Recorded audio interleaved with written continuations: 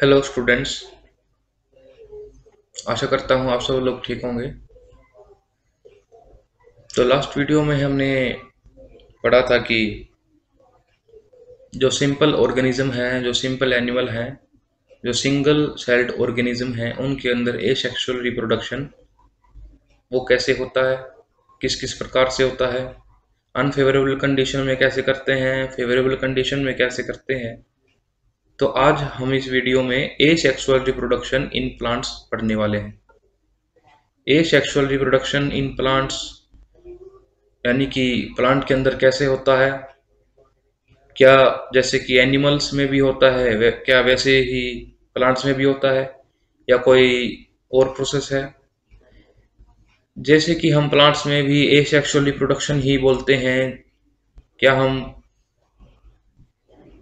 Animals में जैसे asexual reproduction बोलते हैं, क्या हम प्लांट्स में भी उसी प्रकार एसेक्सुअल बोलते हैं या कोई और टर्म है जिससे हम इस चीज को डिनोट करते हैं।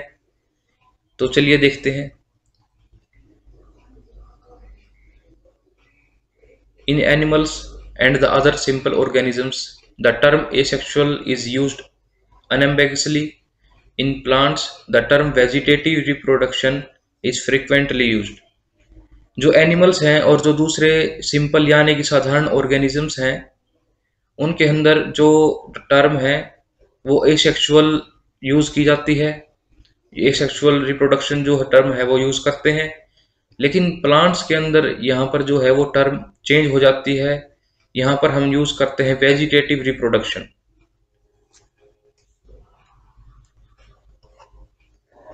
आगे देखते हैं।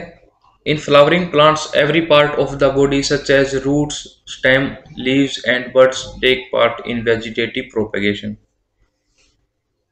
यानी कि जो फ्लावरिंग प्लांट्स हैं उनके अंदर जितने भी पार्ट हैं, उनकी बॉडी के जितने भी पार्ट हैं, जैसे कि रूट हैं, जड़ें हैं, स्टेम है यानी कि जो तना है, और लीव्स यानी कि जो पत्तियां हैं, एंड बड्स, बड्स वो प्रोजेक्शन होते हैं, वो उभार होते हैं स्टेम्स के ऊपर या लीव्स के ऊपर या फिर रूट्स के ऊपर, जो कि वेजिटेटिवली ग्रो कर सकते हैं, न्यू प्लांट्स को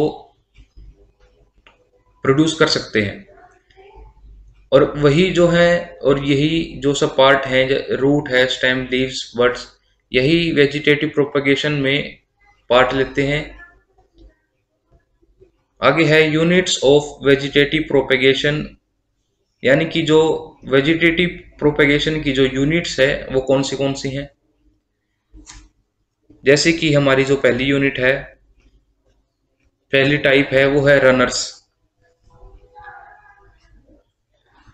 These are creeping modified stem which produce adventitious roots at nodes। यानी कि ये जो रनर्स हैं, ये मॉडिफाइड जो स्टेम होती है हमारी, क्रीपिंग यानी कि धीरे बढ़ने वाली, उन पर ग्रो करती हैं। उन पर एडवेंटियस जो रूट्स हैं, उनकी एडवेंटियस जो रूट्स हैं उनको ग्रो करती हैं एट नोड्स, नोड्स के ऊपर। Each node give rise to a aerial shoot which becomes a new plant. और इसके जो एग्जाम्पल हैं वो दूब घास है, यानी कि हम अच्छी तरह परिचित हैं इस घास से। दूब हमारे आसपास आसानी से देखी जा सकती है। चलिए हम इसको डायग्राम की हेल्प से समझते हैं। ये देखिए, जैसा कि हमें इस डायग्राम में दिख रहा है, ये तो हमारी हैं एरियल शूट्स और ये है हमारी मॉडिफाइड शूट। ये है हमारी मॉडिफाइड शूट जो कि अंडरग्राउंड है, यानी कि मिट्टी के नीचे है, और इसी पर हमारे जो हैं वो रनर्स प्रेजेंट हैं। और यही रनर्स जो हैं वो एडवेंटियस रूट्स, यानी कि वो रूट्स जो कि जो सिंपल रूट्स होती हैं हमारी प्लांट्स के नीचे, वहां से ना निकलकर प्लांट के किसी और पार्ट से निकलती हैं, ग्रो करती हैं, जैसे कि स्टेम है, लीव्स है। ठीक है, ये वो रूट्स होती हैं जो हमारी जड़ों से ना निकलकर प्लांट के किसी और पार्ट से निकलती हैं, जैसे स्टेम हो गया, लीव्स हो गई और शूट हो गई। और जो यही एडवेंटियस रूट्स हैं ये हेल्प करती हैं किसी भी नई प्लांट को ग्रो करने में। और ये जो हमारी है स्केल लीफ है, यानी कि इस डायग्राम में हम देख रहे हैं कि ये जो मॉडिफाइड शूट है इसके ऊपर रनर्स प्रेजेंट हैं, और यही रनर्स जो हैं फेवरेबल कंडीशन यानी कि मॉइस्ट सॉइल के अंदर एडवेंटियस जो रूट है उसको प्रोड्यूस करती हैं नीचे की तरफ, और ऊपर की तरफ जो हमारी एरियल शूट है जिसको हम क्राउन भी बोलते हैं उनको ग्रो करती है। और यही एरियल शूट्स जो है आगे चलकर एक न्यू प्लांट के रूप में ग्रो करती हैं।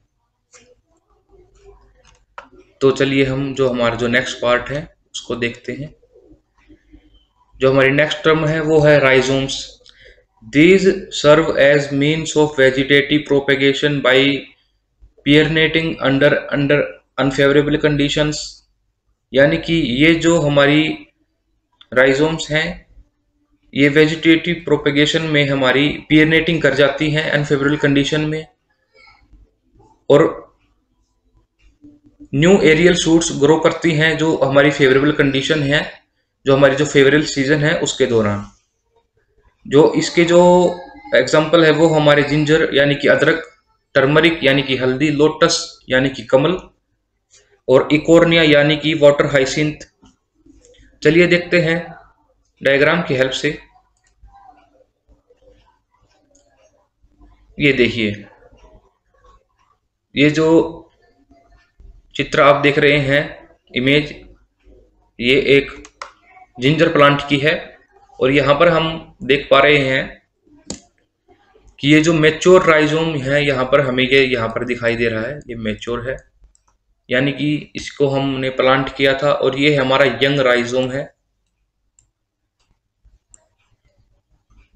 और ये जो राइजोम स्ट्रक्चर है ये जिंजर के ऊपर हम आसानी से देख सकते हैं, ये क्लियरली प्रेजेंट होते हैं उनके ऊपर। और यहीं से जो है नीचे की तरफ हमारी एडवेंटियस जो रूट्स होती हैं वो ग्रो करती हैं, और ऊपर की तरफ जो हमारी शूट होती है यानी कि जो लीव्स है वो as a new plant grow करती है। तो वापिस चलते हैं हम जो हमारे जो नेक्स्ट काइंड है, नेक्स्ट टाइप है tuber. These are modified underground stem branches having several buds. Tuber जो है हमारी वो मॉडिफाइड अंडरग्राउंड स्टेम होती है जो कि सेवरल बर्ड्स यानी कि बहुत सारी, एक से ज्यादा जो बर्ड्स हैं वो उसके ऊपर लिए हुए होती हैं। Each eye of the potato tuber is a bud which grows into a new potato plant, यानी कि पोटैटो ट्यूबर के ऊपर हर एक जो आई होती है वो एक बड होती है जो कि आगे चलकर एक न्यू पोटैटो प्लांट में ग्रो करती है, जो कि एक न्यू पोटैटो प्लांट में ग्रो करती है। It is a crop which is raised bye tubers. एक ऐसी खेती होती है, ऐसी फसल होती है जिसे हम ट्यूबर्स की हेल्प से ही ग्रो कर सकते हैं, नोट बाय सीड्स, यानी कि उनको हम बीजारोपण की तकनीकी से, जो टेक्निक होती है, जो प्रोसेस होती है जिसमें हम बीज मिट्टी में लगाते हैं मॉइस्ट सॉइल में, वो हम यूज नहीं करते हैं। सिर्फ और सिर्फ ट्यूबर की हेल्प से ही हम इसको, ट्यूबर के उपयोग से ही इसको हम क्रॉप को कर सकते हैं। तो चलिए डायग्राम की हेल्प से समझते हैं। ये हमारे पास एक पोटैटो का डायग्राम है, इसमें हम देख सकते हैं ये जो हमारे जो स्मॉल आई लाइक स्ट्रक्चर हैं इनको हम आई ऑफ पोटैटो बोलते हैं। और यहां पर हम देख सकते हैं कि ये जो आई हैं ये जर्मिनेट कर रही हैं, यानी कि इनको हम बोलेंगे जर्मिनेटिंग आई बर्ड्स, यानी कि वो आई यानी कि वो बर्ड्स जो कि जर्मिनेट कर रही हैं। और यही जो पार्ट है पोटैटो का, इसको हम कुछ टुकड़ों में काट लेते हैं इस तरीके से कि जो हमारी जो आई बर्ड्स हैं यानी कि जो जर्मिनेटिंग आई बर्ड्स हैं उनको कोई नुकसान ना हो, और इन्हीं बर्ड्स को जब हम मोइस्ट सॉइल में यानी कि वाटर्ड सॉइल में हम जब इनको लगाते हैं और ये एक न्यू प्लांट के रूप में यहीं से जो है ग्रो कर जाती है, एक न्यू प्लांट जो हमारा वो बन जाता है पोटैटो का। और जो ये जो पार्ट है अलग अलग, इन अलग अलग टुकड़ों में जब जो पोटैटो को हमने किया है, और इन्हीं पीसीस को हम बोलते हैं ट्यूबर। हमारा जो नेक्स्ट काइंड है वो है offset. These are one internode long runners which develop tuft of leaves at the apex. Example है पिस्टिया। यानी कि ऑफसेट जो है हमारे वो इंटरनोड लॉन्ग रनर्स होते हैं, यानी कि एक लाइन में एक नोड पर ही बहुत सारे जो हैं नोड्स प्रेजेंट होते हैं, एक रनर पर ही बहुत सारे नोड प्रेजेंट होते हैं, इंटरकनेक्टेड होते हैं। विच डेवलप ए टफ्ट, यानी कि एक गद्दे के जैसे एक स्ट्रक्चर वो बना लेते हैं अपनी पत्तियों का पानी के ऊपर। इसका एग्जाम्पल जो है वो पिस्टिया प्लांट है। चलिए देखते हैं डायग्राम की हेल्प से। ये देखिए, ये यहाँ पर जो डायग्राम है वो पिस्टिया का है। इसमें हम जैसे देख पा रहे हैं कि ये जो ऑफसेट है, ऑफसेट जो है ये यहाँ पर प्रेजेंट है, और ये है हमारी रूट्स। ये दरअसल एक एक्वेटिक प्लांट है, पानी में पाया जाने वाला प्लांट है, और ये है हमारी लीव्स। तो जो इसकी लीव्स होती हैं ये जो इतनी घनी होती हैं कि एक टफ्ट का फॉर्मेशन कर लेती हैं, यानी कि एक गद्दे नुमा जो चीज होती है उसकी फॉर्मेशन करती है। हमें बाहर से देखने पर ऐसा लगता है कि जैसे कोई पत्तियों का गद्दा है पानी के ऊपर, और पानी तो हमें दिखाई नहीं देता, इतनी ज्यादा घनी होती हैं ये, और इनकी ग्रोथ भी बहुत ज्यादा होती है, बहुत तेजी से फैलती हैं।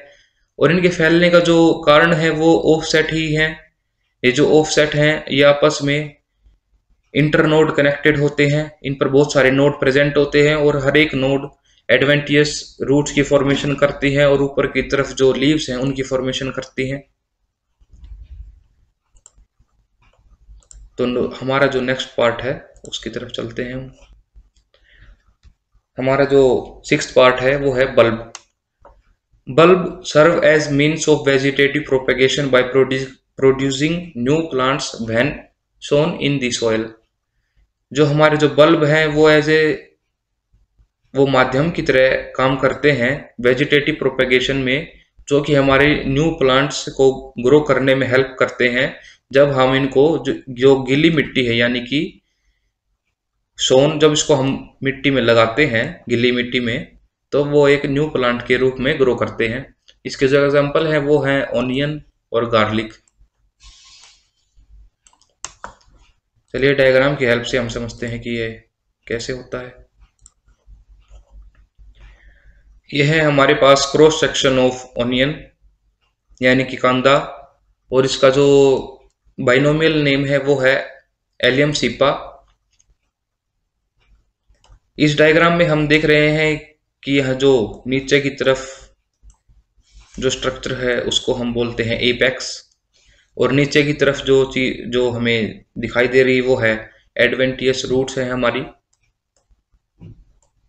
और ऊपर की तरफ जो बेस ऑफ स्केप है यहीं से हमारी जो है और जो न्यू एरियल शूट है वही हमारी ग्रो करती है, ग्रो कर कर ऊपर आती है। और इस पूरे स्ट्रक्चर को हम, ये जो पूरा स्ट्रक्चर है इसके हम बल्ब बोलकर डिनोट करते हैं, इसको हम बल्ब बोलते हैं। इसके अंदर जो ये एपेक्स है यहीं से जो है वो न्यू एरियल शूट जो है वो ग्रो करती है, और ग्रो करने के बाद ऊपर आती है। हमने कई बार देखा होगा जब इनका वेजिटेटिव सीजन होता है, जब ये वेजिटेटिवली ग्रो करती हैं, तो प्याज के अंदर से हमें एक ग्रीन कलर की जो है एक शूट ऊपर निकलती हुई दिखाई देती है, और जो इनका जो नीचे का भाग होता है उसके अंदर भी काफी डेवलपमेंट हमें देखने को मिलती है, यानी कि थ्रेड लाइक स्ट्रक्चर जो हमें दिखाई देता है यहाँ पर नीचे की तरफ काफी सारा, वो होती है हमारी एडवेंटियस रूट्स। वो स्ट्रक्चर ये डिनोट करता है कि हाँ इनका जो सीजन है वो अभी आ गया है, यानी कि अब ये वेजिटेटिवली ग्रो करेंगी। और नीचे की तरफ जो हमारी जो ये एडवेंटियस रूट्स है, ये आगे चलकर रूट्स की फॉर्मेशन करती हैं, और एपेक्स है ऊपर चलकर एरियल शूट्स की फॉर्मेशन करते हैं, जो एक न्यू प्लांट के रूप में हमारे सामने आते हैं।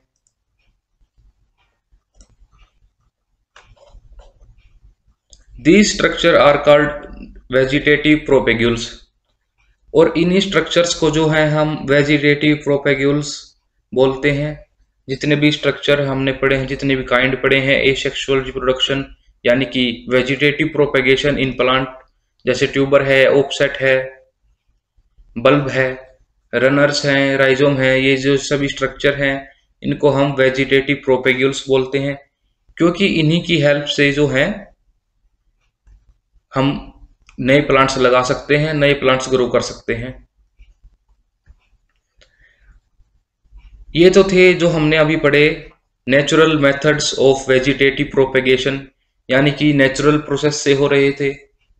अब हम आगे पढ़ते हैं artificial methods of vegetative propagation, यानी कि आर्टिफिशियली यानी कि मैन मेड जो मेथड्स हैं प्लांट्स को वेजिटेटिवली ग्रो करवाने के। तो इसी के अंदर जो हमारा पहला मेथड है वो है कटिंग। कटिंग के अंदर हम क्या करते हैं कि जैसे रूट की हो गई, लीफ की हो गई, यानी कि स्टेम कटिंग, अलग अलग टाइप की जो प्लांट पार्ट होते हैं उन प्लांट पार्ट को हम कट करते हैं। जैसे कि जो सिट्रोन है, सिट्रोन जो हमारा प्लांट है, और टेमेरिंड यानी कि जो इमली है, इमली का जो प्लांट है उसके अंदर हम रूट्स को कट करते हैं। रूट की जो कटिंग होती है उनको कटिंग करने के बाद अलग जगह पर यानी कि मिट्टी के अंदर लगा दिया जाता है, और वहीं से एक हमारा जो सिट्रोन का या फिर टमेरिंड का यानी कि इमली का जो प्लांट है, एक नया प्लांट हमारा प्रोड्यूस हो जाता है। इस कटिंग का ही जो दूसरा पार्ट है वो है लीफ कटिंग, यानी कि इसके अंदर हम अपनी जो लीफ है प्लांट की उसको कट करते हैं। जैसे कि बिगोनिया है, ब्रायोफाइलम है। ब्रायोफाइलम यानी कि जो फ्लावरिंग प्लांट्स हैं उनके अंदर ये प्रोसेस हम काफ़ी यूज़ करते हैं, यानी कि उनको लीफ की एक जो पार्ट है उसको कट कर कर उसको लगा दिया जाता है, सॉइल के अंदर लगा दिया जाता है, जो मॉइस्ट सॉइल होती है वो, और वहाँ से जो है एक नया प्लांट हमारा ग्रो करने लगता है। जो थर्ड पार्ट है कटिंग का वो है स्टेम कटिंग। स्टेम कटिंग के अंदर जैसे हम सभी लोग परिचित हैं, जैसे कि रोज़ के अंदर हम जो अक्टूबर या नवंबर का जो हमारा जो मंथ होता है वो इसका वेजिटेटिवली ग्रो करने का सीजन होता है। रोज के अंदर हम ये करते हैं कि हम इसकी एक स्टेम को कट करते हैं और उस स्टेम को ही जो है अपने जो फ्लावरिंग पोट है या प्लांट पोट है उसके अंदर लगा देते हैं वो, और वो as a new plant grow करने लगता है।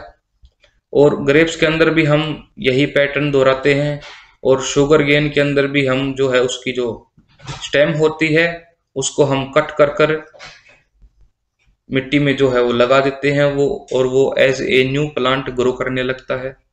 लेकिन जो स्टेम कटिंग है, जो लीफ कटिंग है और जो रूट कटिंग है, इसके अंदर हमें काफ़ी सारी चीज़ों का ध्यान रखना पड़ता है, और वो चीज़ें हैं जैसे कि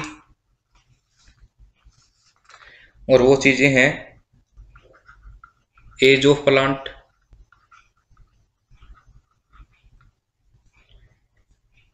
सीजन,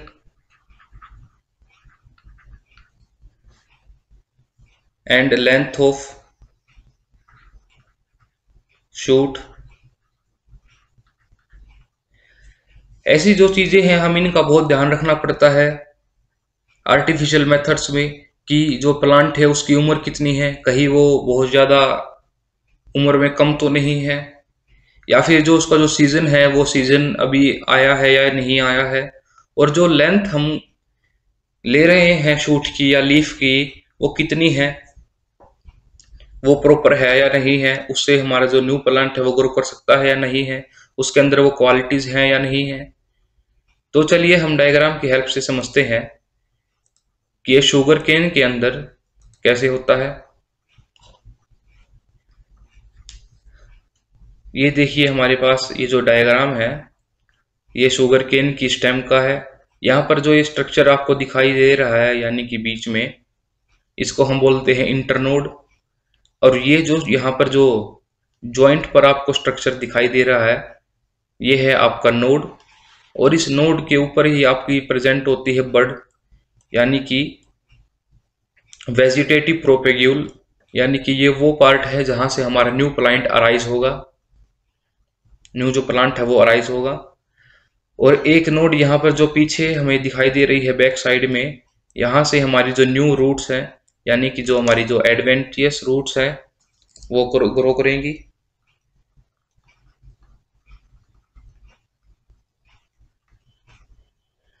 एडवेंटियस जो रूट है वो ग्रो करेंगी।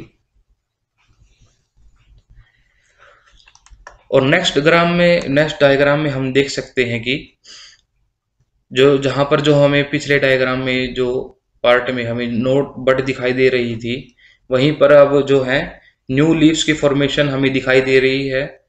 और नीचे की तरफ जो बड थी वहां पर हमें जो न्यू रूट्स हैं, जो नई जो जड़ें हैं, एडवेंटियस रूट्स है, वो हमें दिखाई दे रही हैं।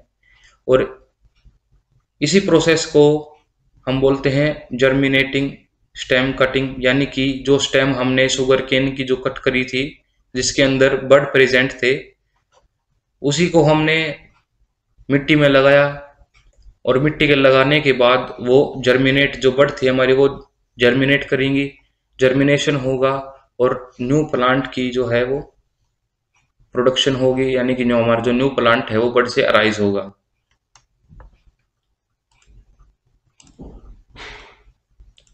तो चलिए हमारा जो नेक्स्ट पार्ट है आर्टिफिशियल वेजिटेटिव प्रोपेगेशन में, वो है layering. In this roots in this roots are as artificially induced on the stem of the branches before they are detached from the parent plant। यानी लेयरिंग के अंदर हमें जो है वो रूट्स को आर्टिफिशियली इंड्यूस करते हैं, इंड्यूस यानी कि प्रोड्यूस करते हैं artificially on the stem of the branches, यानी कि स्टेम की जो ब्रांचेस है उनके ऊपर जो है रूट्स को आर्टिफिशियली इंड्यूस करते हैं, इससे पहले कि वो अपना जो पेरेंट प्लांट है उससे अलग नहीं हो जाती। इसके भी दो टाइप हैं, mound layering and air layering. Air layering को हम गुटी भी बोलते हैं। चलिए हम डायग्राम की हेल्प से समझते हैं। ये हमारी सिंपल लेयरिंग, इसके अंदर जैसे कि हम देख रहे हैं ये हमारे एक पेरेंट बॉडी है, पेरेंट प्लांट बॉडी, और इसकी एक जो ये जो है हमारी स्टेम है।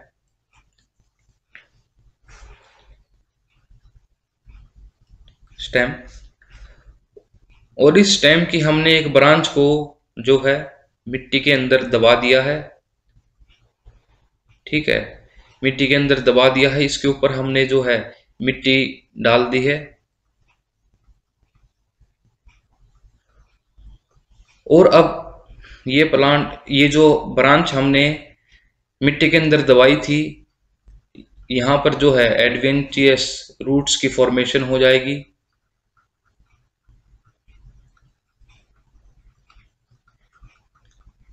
और रूट्स की फॉर्मेशन होने के बाद ये जो हमारी जो ब्रांच थी ये as a new plant grow करने लग जाएगी, as a new plant arise होगी।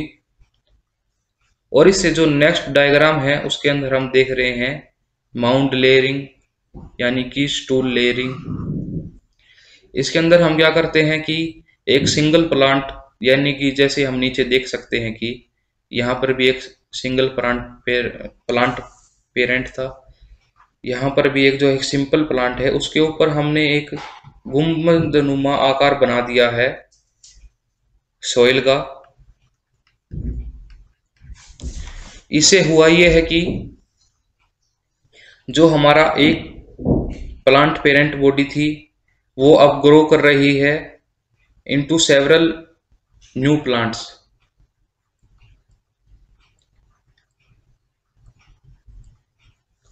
और जो इनकी जो स्टेम थी, इनकी जो ब्रांचेस थी, उन्हीं की जो है यहाँ, उन्हीं के अंदर जो है नीचे यहाँ पर रूट्स की फॉर्मेशन हो गई है। ये थी हमारी ओल्ड रूट्स और ये है हमारी न्यू रूट जर्मिनेटेड।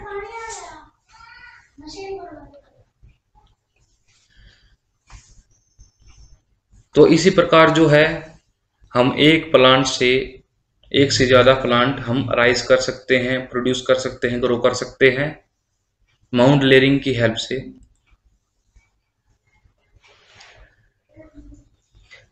अब जो हमारा आगे पार्ट है लेयरिंग का वो है एयर लेयरिंग। एयर लेयरिंग में जो है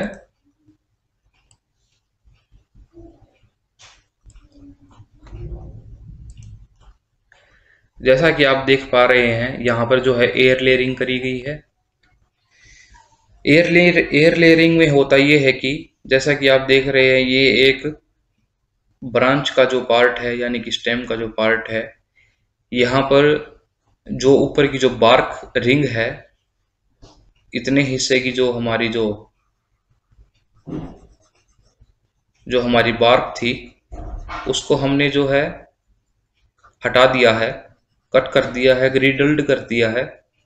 अब ये जो हमारा ग्रिडल्ड पार्ट ऑफ स्टेम है इसके आसपास हम मिक्सचर लगाएंगे काऊ डंग का, यानी कि जो घास फूस है और जो पानी है और जो काऊ डंग है यानी कि गाय का जो गोबर है उसका मिक्सचर जो है वो हम यहाँ पर बांध देंगे, उसको पेस्ट कर देंगे।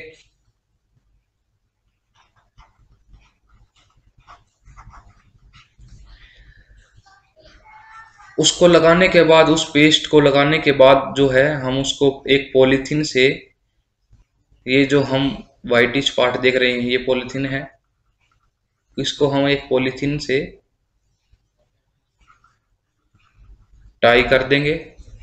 और पॉलीथीन से टाई करने के बाद कुछ टाइम बीत जाने के बाद और ये जो स्टेम का जो पार्ट है यानी कि जो हमने बार्क रिमूव की थी, जो छाल थी ऊपर की वो रिमूव की थी, उसी स्टेम की जो है वो अंदर से हमारी जो न्यू रूट्स हैं,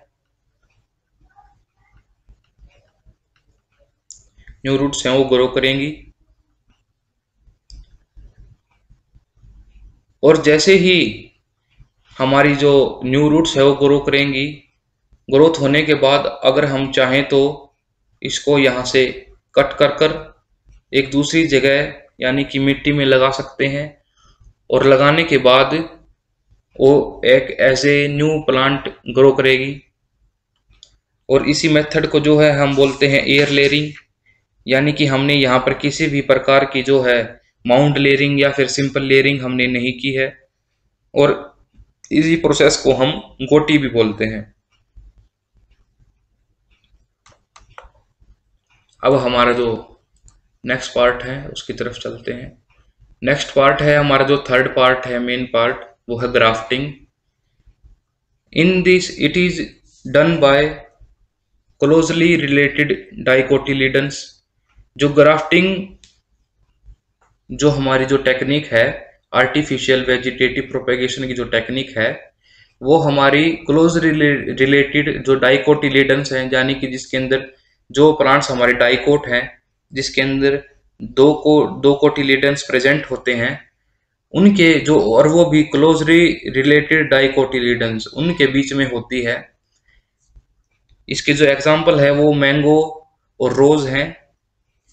चलिए हम डायग्राम की हेल्प से समझते हैं कि ये कैसा होता है। जैसा कि हम इस डायग्राम में देख रहे हैं यहाँ पर जो है हमें टंग ग्राफ्टिंग और वीप ग्राफ्टिंग हम यहाँ पर देख रहे हैं। जो हमारा जो सियोन होता है, सियोन हमारा वो पार्ट होता है जो कि हमें जो हमारा जो अलग प्लांट होता है जिसे कि हमने एक जो हमारा जो मेन प्लांट है उसके ऊपर लगाना होता है, तो उसको हम यानी कि साइफन के आकार में यहाँ पर कट बनाते हैं उसके अंदर। और स्टोक हमारा वो पार्ट होता है यानी कि जिसके ऊपर हमने जो है वो सियोन जो है लगाना होता है। और यहाँ पर भी हम सिमिलर टाइप से जो है वो कट लगाते हैं स्टेम के अंदर। और इसके ऊपर जो हम इसको इस तरीके से, जैसे हम जो सी पार्ट है डायग्राम का उसके अंदर देख रहे हैं, इसके ऊपर जो है हमने वो सियोन को स्टोक के ऊपर इस तरीके से इंटरकनेक्ट कर दिया है। और ये है हमारी टंग और वीव ग्राफ्टिंग। टंग ग्राफ्टिंग के अंदर हमारा जो दोनों ही स्टोक और सियोन है वो ओब्लिकली कट किए जाते हैं और उसी सेम एंगल पर हम उनको लगा देते हैं। उसके बाद जो नेक्स्ट डायग्राम है उसके अंदर दिखाई गई है हमारी क्राउन और वेस्ट ग्राफ्टिंग। तो वेस्ट ग्राफ्टिंग के अंदर हम क्या करते हैं कि हम जो हमारा जो सियोन है, सियोन को एक वी शेप नोच के आकार में हम उसको कट करते हैं। और जो हमारा जो स्टोक है, हमारे जो स्टोक की जो स्लिट है उसके पूरा हम उसको ग्राफ्ट कर देते हैं, उसको प्रेस कर देते हैं अंदर की तरफ, यानी कि लगा देते हैं, जैसा कि हम यहाँ देख रहे हैं। और हमारे जो क्राउन ग्राफ्टिंग है, क्राउन ग्राफ्टिंग के अंदर जैसे कि हम यहाँ पर देख रहे हैं, जैसे कि हम यहाँ देख रहे हैं, ये है हमारी क्राउन ग्राफ्टिंग। क्राउन ग्राफ्टिंग में हम ये करते हैं कि एक से ज्यादा सियोन को लेते हैं और उसको स्लिट के ऊपर जो है हम ग्राफ्ट कर देते हैं।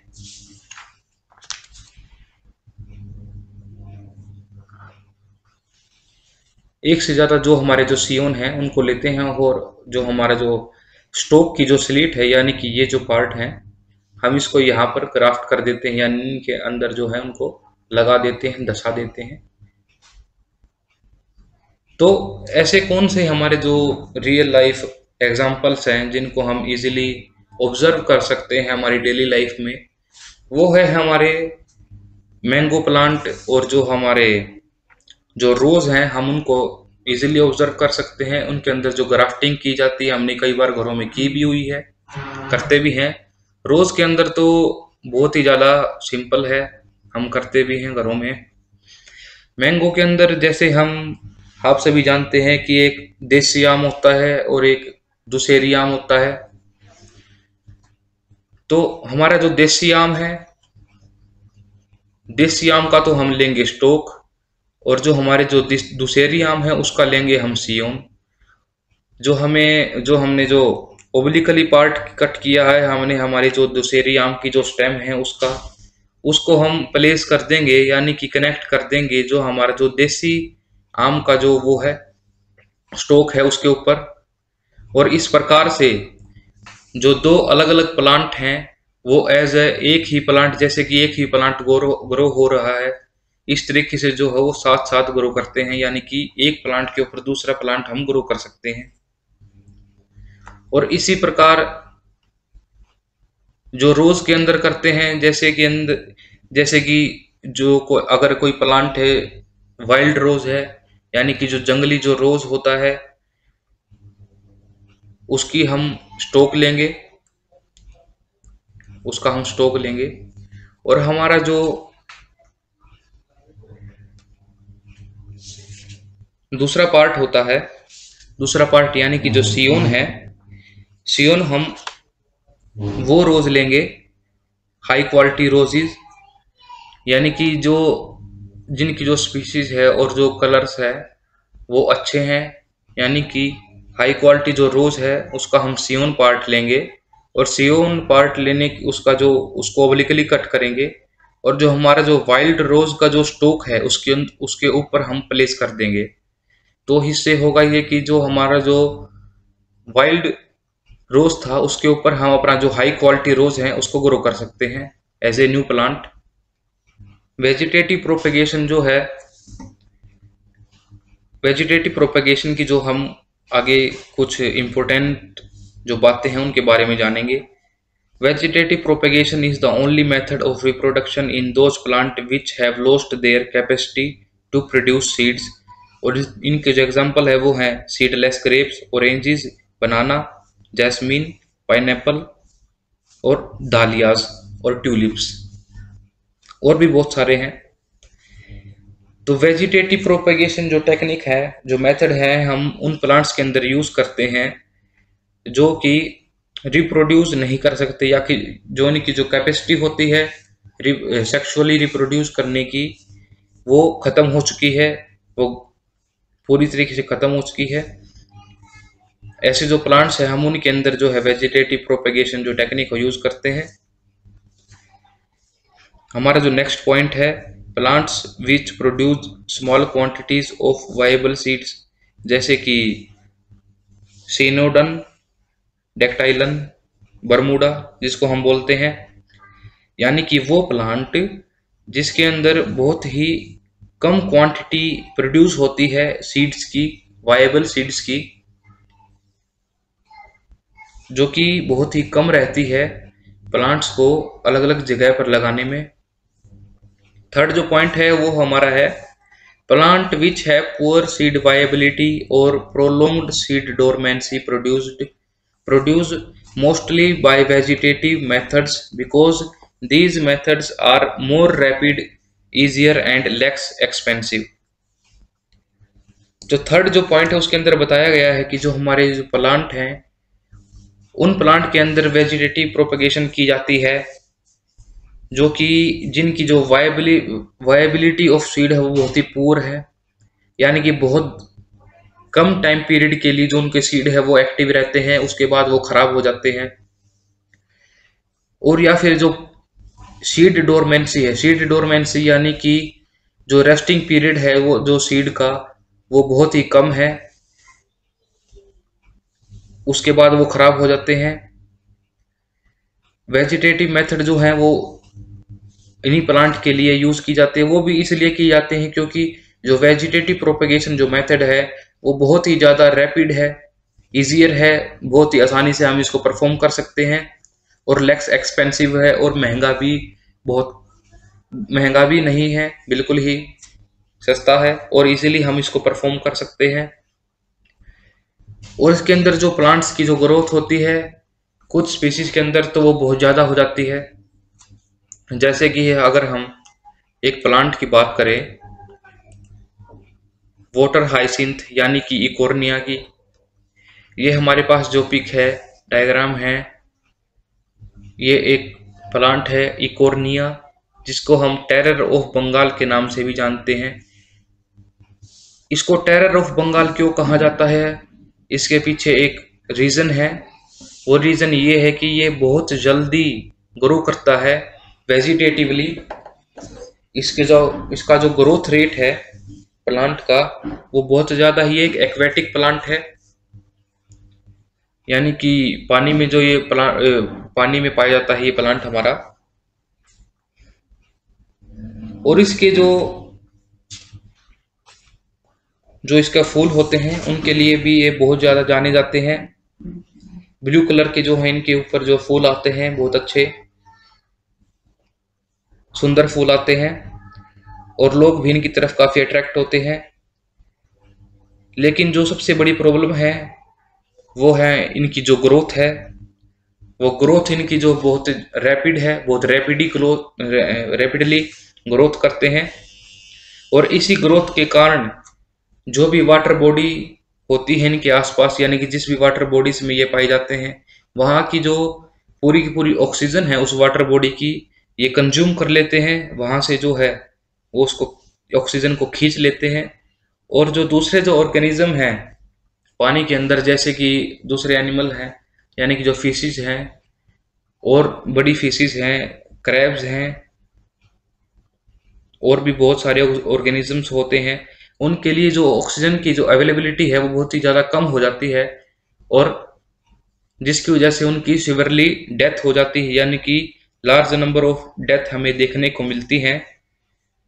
और इसकी जो ग्रोथ हो इतनी ज़्यादा होती है कि जब तक हम इनको हटाते हैं ये उससे दोगुनी ग्रोथ तब तक कर जाती हैं। तो इनको हटाना बहुत ही मुश्किल है। और इसी जो इनकी जो रैपिड ग्रोथ है, जो फेनोमिलन रेट ऑफ ग्रोथ है, इसी के लिए हम इनको एक वीड की कैरेक्टर यानी कि खरपतवार की कैटेगरी में इनको रखा गया है।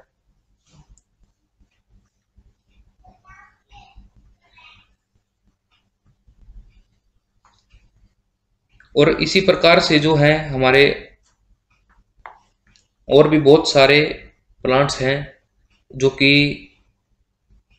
इसी प्रकार से ग्रो करते हैं, काफ़ी तेज़ी से ग्रो करते हैं, लेकिन वो वीड की कैटेगरी में नहीं आते हैं, क्योंकि उनको हम अपने जो डेली यूज़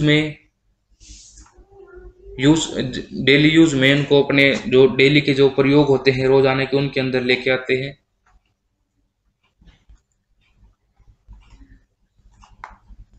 आज के लिए इतना ही, बाकी का हम अगली वीडियो में पढ़ेंगे। चैनल को सब्सक्राइब करें, वीडियो को लाइक करें और शेयर करें। Thank you.